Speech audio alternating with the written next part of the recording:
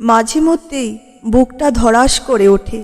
কিছু নাম্বার, কিছু নাম মোবাইলে সেভ হয়েই থেকে গেছে। অথচ একটা সময় ছিল, কত কথা হতো, মন খুলে মনের কথা শেয়ার হতো। মানুষটা কতই না আপন ছিল, অথচ আজ নেই। কেউ কারণ দেখিয়েই চলে গেছে, কেউ বা অকারণেই গেছে। যে অকারণে গেছে তার সাথে ঝামেলা নেই, মনোমালিন্য নেই, কোনো খারাপ স্মৃতিও নেই, তবুও সে নেই। কথা বলতে বলতে কথা থেমে গেছে একদিন। সম্পর্কের মেনটেনেন্সটা খুব জরুরি, ঠিক আপনার বড় বাড়িটার মতোই। রক্ষণাবেক্ষণের অভাবে একদিন বড় বাড়িটাও নষ্ট হয়ে যায়। সময় করে সময় দিন। সম্পর্ক হারানোকে অভ্যেস করবেন না।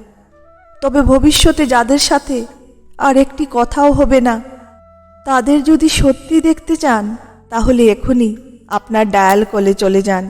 দেখে নিন কে কে আছে। দেখবেন দু একজন আছে যাদের সাথে রোজ কথা হয়। মনের কথা খরচ করেন তাদের সাথে।